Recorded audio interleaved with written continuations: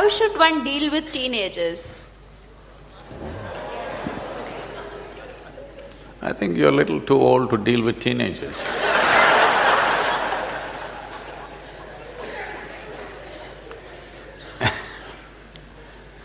See,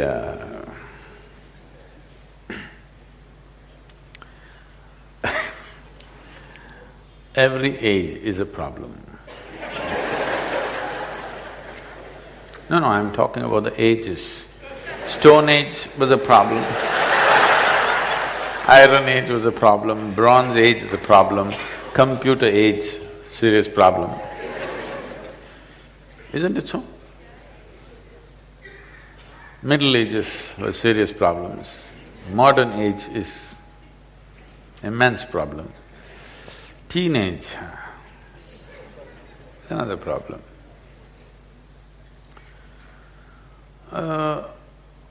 I hope you had a normal birth and… You were born normally? So if you were born normally, you were born like this and slowly grew up and somebody counted your age and you also passed through 13, 14, 15, which you are referring to as teen. This is just a certain developmental stage, like an infancy, like childhood, like adolescence, adulthood, old age, middle age, whatever. These are all different. We're trying to segment it, but essentially this is a physical journey of a body. Tell me one phase of your life which is not really a problem. Some are suffering infancy problems, some are suffering toddler problems, some are suffering childhood problems, some are suffering teenage problems, some are going through middle age problems, some are going through old age problems, some have transcended all problems. Yes? If you look at it in this context, every phase of life is a problem, then death is the only solution. If you look at every aspect of life as a problem, what is the solution? Death is the only solution. Now, the moment you identify every phase of life as a problem, unconsciously you start seeking death. Please know this. For yourself and those around you. You do not know this, but you're creating an ecosystem in your mind where the solution is to be free from all this. You came here to experience life. Instead of calling these different facets of life, you're calling it different problems that you have. If you die, you will have funeral problems. Because it's not easy to have a funeral in Mumbai city. No more dignified funeral, isn't it? Yes? There is no 4 people carrying you, your whole family and friends walking behind you with a drum. No more like that, boom, pee, pee, pee, stuck in the traffic. Even dead, you're stuck in the traffic.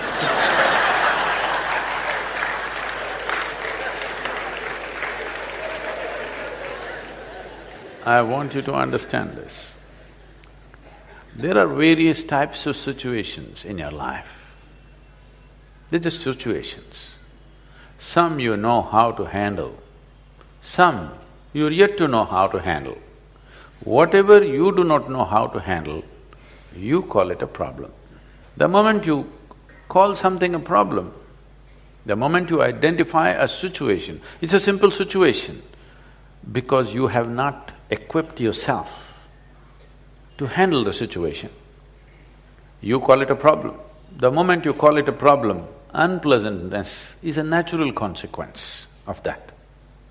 Your children are growing up, it should be a joyful moment. Yes? They become teenagers means they're growing rapidly. Yes? Or in other words, unfortunately, they're beginning to become like you. And you're distressed because you can see they're becoming like you, I can understand.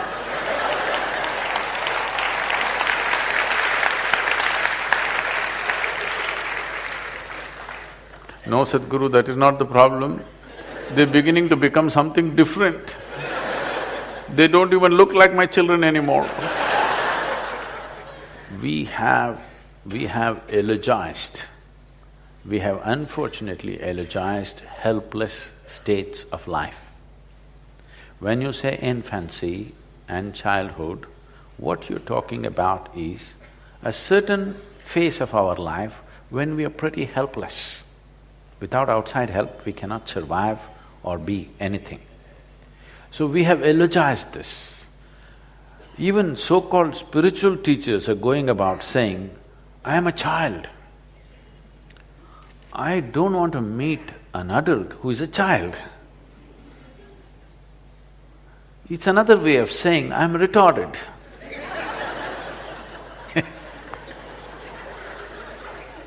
If you are stuck for your life in a 6-year-old's body, you are called dwarfed, isn't it? I'm using bad words, I know, it's not politically correct words. Okay, you are height impaired. Vertical impairment has happened to you. If you are stuck in a 6-year-old's mind, you are mentally retarded. No, you are what? Huh?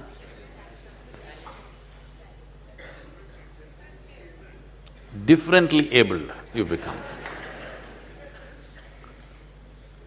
These are pretty words, all right, we don't want to insult people who are in such situations, we appreciate that. But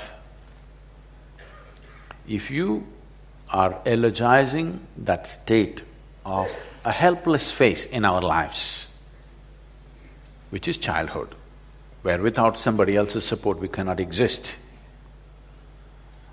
If you eulogize that, you will remain that way forever, and that's what has happened. I cannot live without you.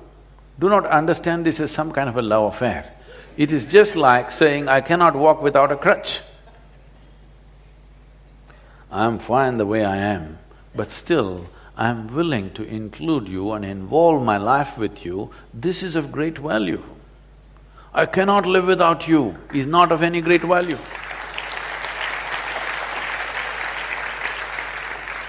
I can live without anybody's attention, but I'm willing to throw myself with absolute involvement with whoever is here right now. This is of value. Because you're eulogizing helplessness or helpless phases of our life. When you were a little baby, you can't even pee by yourself, somebody has to take you. I'm saying, I'm like a child means then I'm looking where are the diapers, please let's give him one, you know. Now what's happening with the so-called teenage is you got used to your child as a helpless creature. Now he is finding his own feet, you don't like it. You want to condense him into boo, boo, boo, my boo, boo. What you need is a toy or a doll to play with, or maybe a dog. A couple was struggling, not able to make a decision whether to have children or not. The debate between the husband and wife was, the husband wants to have children, the wife says, it's not necessary, we can get a dog instead. Because they couldn't settle it, they went to a marriage counselor. So they said, we are not able to make up our mind whether to have children or to get a dog. What should we do?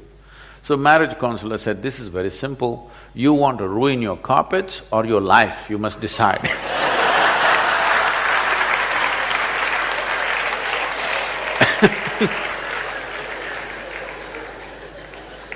So, you must understand this. If your life is a concrete block, when I say a concrete block, it has clear defined boundaries. This is what I am, like just now Anupama was saying. Even a little child is saying, this is how I am. That means I've become a concrete block. Because a certain amount of stupid information has come my way, with this I have formed a definition of what I am.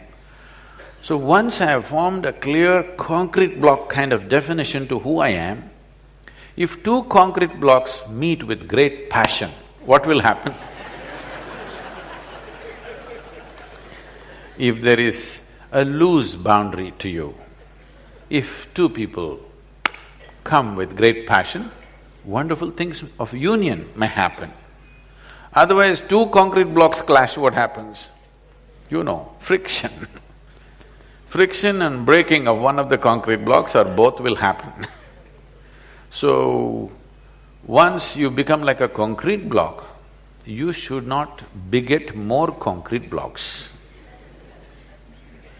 because you're incapable of including another life as a part of yourself. Because you have defined the boundaries of who you are so absolutely, you should not even get married if you ask me, because two concrete blocks living together, all right, it may make a house, it'll not make a home. Concrete blocks together will make a house, isn't it? Nothing more beautiful than that will happen. We're already too overbuilt in Mumbai. We don't have to build more, okay? So children when they come, when they're helpless and for everything they look up to you, you think your children are magical because they're helpless. Suppose the baby popped out of you and stood up and said, "Hey, who the hell are you?"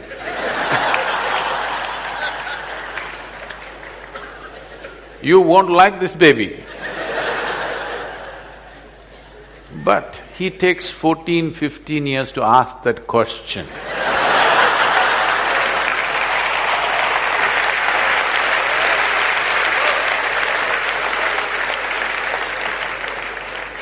In fact, that is all a teenager is asking, okay, who the hell are you? So, if you want to be somebody to that new fresh life which has come, you must not have defined boundaries of who you are. Like when the child was infant, when it crawled, you crawled with him. Now your teenager wants to swing, you must be able to swing with him. No, you still wants to crawl with him. He's not interested. He's beginning to ask. Parents are looking ridiculous in the eyes of adolescents. Yes or no?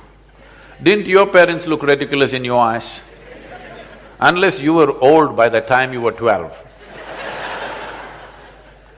If you were young and energetic, your parents look ridiculous because they think still you need to be crawled around and choo-choo-choo, moo-moo-moo, poo-poo-poo to you. Everyday life is changing within you because you're growing rapidly and the fools around you not able to grasp that, whoever they are. Usually, grandparents become little more endearing than parents because they have a little faraway look, you know. A little faraway look because teenage means you're slowly getting poisoned by your hormones. Old age means you're being released from that. So they kind of understand.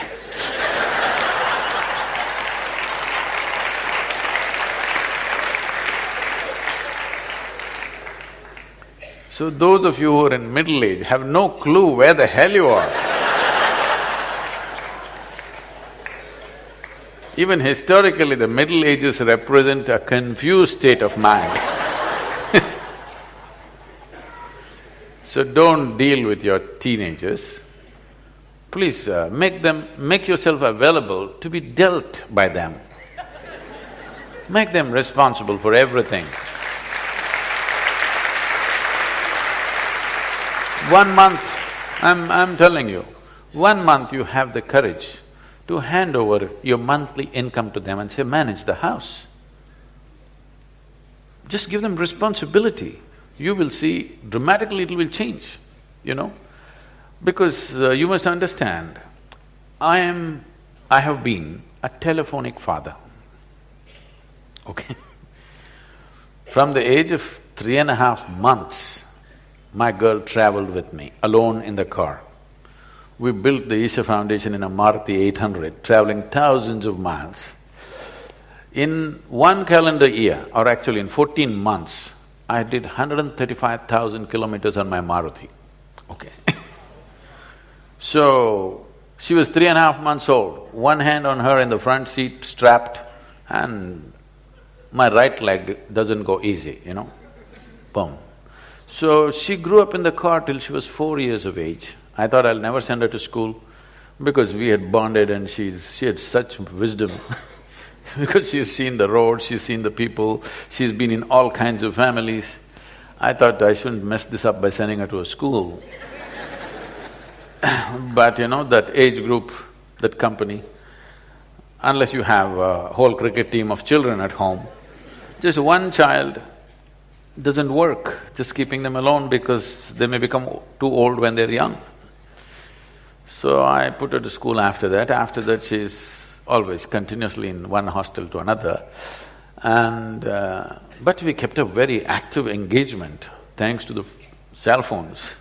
Earlier it was the black phone, I would stop somewhere on the highway because I know only at a particular time you can call her in the school. The school opens that phone time only 1 hour. So I am somewhere on a highway, find that black phone and get on, and for that 1 hour I'm on the phone with her. That side for her, all the children outside are screaming at her. Here at the booth, all the people are banging on the booth. So I always had this thing at that time. I'm driving on the highway, I have many phone calls to make, local, international, all kind. First I would get down and go to that phone booth guy and give him 5,000 rupees. He'll be surprised, just hold it. Deposit. And I get into the phone booth and now I am a valued customer. The other people come and they want to make the call within 3 minutes. And they're all standing in a queue and making faces at me and just gesticulating, but that guy says, no, don't disturb him. Because straight 5,000 rupees, I'm making international calls, all calls, because there was no cell phones at that time. So I find this time and speak, and after that she went to college and then everything, whatever she's been pursuing, always on phone, and we've kept a very active engagement, and we've never really stayed home. If she comes for vacation, next day we'll be traveling somewhere, but never really at home. But a very active relationship I kept with her, largely on the phone thanks to all the telephone waves that are going on. So, it was such an active engagement. Why I'm saying this is, and whenever I saw there's a certain intelligence in every child, I'm not trying to project this is a special child, no, she's just normal, brought up in a special way, for sure. So the thing is just this, if she comes home or if she's with me, I leave all my important decisions in her hands. She's only 5, 6. People's problems, foundation issues, administration, I just put it to her. She comes up with her own wacky solutions. But 5 out of 10 times, she would come out with something brilliant. This is not… I want you to understand, I'm not projecting this is a special child. It is just that most people never give that opportunity to a child's intelligence because they want to do boo-boo-boo-boo, do-do-do-do with the child. I never bought toys for her. If she wanted to play, I took her out for a walk in the jungle, I put her up on a tree, she learned to climb trees and do things and stuff. Never bought her toys, ever. Here and there somebody gifted, but she never was interested in them because there were more exciting things. I caught snakes for her, I caught garden lizards for her, more exciting things, live things to play with. If you want to really do something with your children, you must allow them to expand because that's all they're trying to do. Their body is not the only thing that's growing. The potential of being human being is growing, you must allow them to expand. Instead of that, you're seeing how to constrict them, then you will have a huge problem.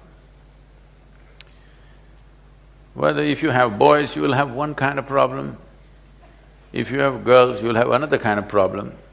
If you try to restrict, you think restriction is a good way of controlling life. No.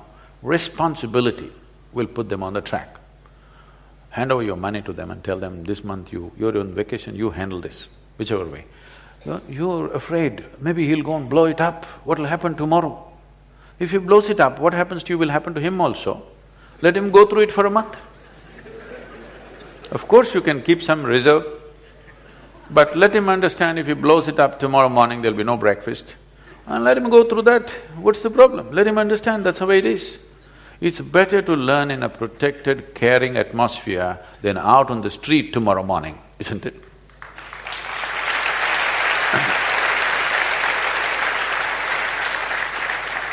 And above all, drop this damn thing that your child belongs to you. If you think this child belongs to you, when he's just coming into teens, he's telling you, God damn it, I don't belong to you. That's all he's trying to tell you, which you're not able to digest. Another life does not belong to you. If another life has chosen to be with you, please cherish that. It's a tremendous thing. Whether it's your husband or your wife or your children, they don't belong to you. You don't own them in any sense. If you don't get it, you will understand when you die or they die. They don't belong to you. Another life has chosen to come through you or be with you. Cherish that, value that. Don't think you're the owner of this life. You're not. So if you believe that you're the owner of your life, a teenager is beginning to make his own statements, well, you don't goddamn own me.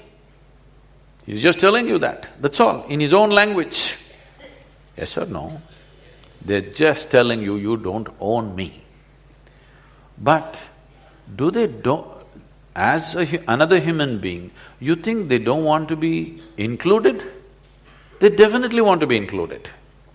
So, teenage means there are many things. Because one thing is, your intelligence is being hijacked by your hormones. So certain things are happening. Suddenly the world doesn't look the same. Some scrawny little girl in your neighborhood who you had nothing to do with, suddenly there are little bumps on her body and your chemistry is poisoned. You look at her, suddenly it's a new world. The whole world is looking different. What was just people are suddenly becoming male and female. It's not a small change, you know. What were just people are suddenly becoming something else and something else. Suddenly you're interested in only half the humanity. It's a huge change. You will see boys don't even look at their mothers directly because they still can't take their eyes off the body parts. You must understand this, that it is new and he's like trying to come to terms with it. If you were a good friend, if they had problems, if they had struggles, they would talk to you. Because most parents are lousy friends, they make other friends. And those friends give their own wacky advice, because they're also in the same state. It is best if your child has a problem, they come to you, isn't it? Yes? But they will not come to you if you are a boss. They will not come to you if you have ownership over that life. They will not come to you if you are that horrible father or mother. They will come to you if you are a good friend. Because when they have problems, it is natural for them to seek a friend. So make sure from an early age that you are their best friend. Till they reach 18, 20, you are their best friend. Make it that way. And this you have to earn, this will not drop because you delivered them. Because you delivered them, you get the title of mother and father. You will not get the title of a friend. This has to be earned and everyday responsible behavior from you.